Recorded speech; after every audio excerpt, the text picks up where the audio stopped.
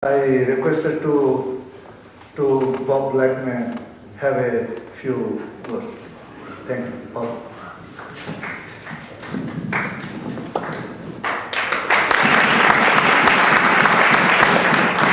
Always clap first, because you may not clap at the end. Jai Shri Krishna. Welcome to Committee Room 14 and to be with my colleague Sharma. You might wonder what this middle-aged white gentleman is doing amongst all of you.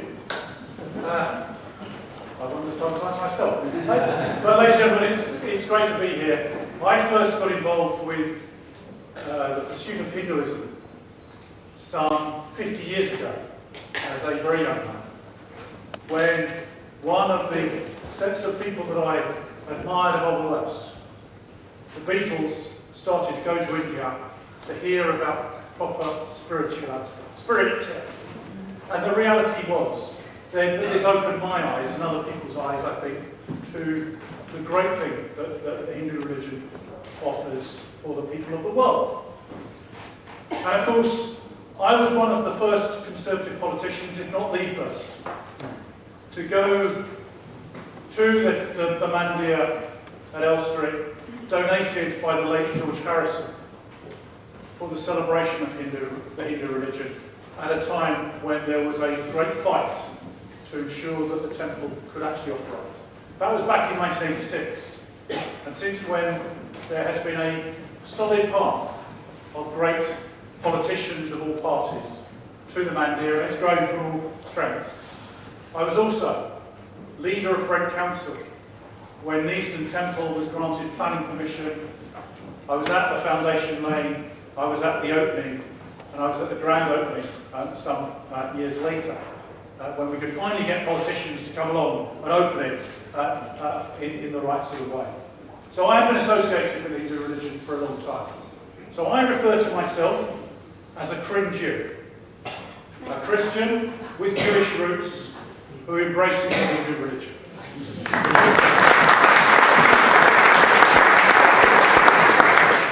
And can I say, I refer to Hinduism as the mother of all religions. It has been around for more than 6,000 years, and the great thing, I think, above all else, and I have had the opportunity to study over the years the different gods and the different aspects of Hinduism. I don't pretend to be an expert. But the great thing is that Hinduism says, right from the outset, you can celebrate your own religion. It is not exclusive. It's an inclusive religion which allows people to have their own beliefs. That is something that is a signal to all religions across the globe. And I think when we were hearing from our chairman about what used to happen in this country, you got burnt at the stake if you were the wrong sort of Christian, whether you were Catholic or Protestant at the time. We still see persecution throughout the world on the basis of religion. And it almost doesn't matter which country it is. Only this week, I had a group of Bangladeshis come to see me, Bangladeshi Hindus, who are being persecuted in Bangladesh for the simple fact that they're Hindus. That cannot be right. We must stand up for religious freedom and tolerance throughout the whole world. And I think that's the first message that must always go out from this Mother of Parliaments. Now, I was here present in this very room last December to plug one of the biggest gaps in Parliament that there was when I first got elected. And that was to launch the all-party group for British Hindus, because there was no voice for the Hindus of this country in this place.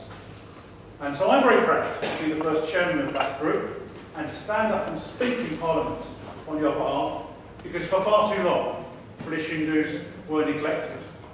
And I think one of the things is that, above all else, and we could wax lyrical about the wonders of Hinduism, but above all else, we know that amongst British Hindus, the value of education is key. The value of education to better yourself, to pass on from one generation to another. So, to bring together a British board of Hindu scholars so that we can learn from one another and spread the knowledge of the Hindu religion and the beauty of the various different scholarship there is, I think is key.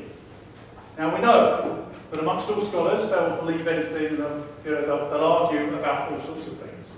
Some people say, how can you be a scientist and religious? Well, actually, all science is based on belief, because in the laws of physics, people state the laws of physics, but they're based on the evidence. And if the evidence changes, suddenly that belief and those laws change as well. But religion is based on the fundamental issue of belief, but also the love for one another, the tolerance that we should promote, and ensure that people actually celebrate together. So I thank you for allowing me to say a few words and intrude upon the scholarship. I'm eager to learn. I think that's one of the things we have to be in politics and in all life. Eager to learn from the wonderful scholars that we have today.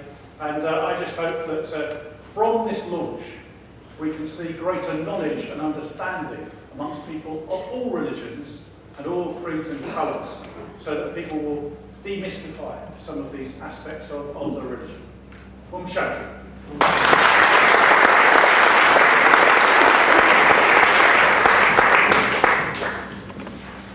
Well, thank you so much. One of the signs of Hindu scholarship is that you can communicate an awful lot, and communicate a lot of feeling and compassion. So Bob, you are a scholar among scholars. Thank you so much. And you'll be pleased to hear that Hindus who have experience of reincarnation and other aspects would all, I'm sure, congratulate you and say the future looks bright, it looks orange. It's blue, you're absolutely right. Bob, thank you so much for those impromptu words. Thank you. Right.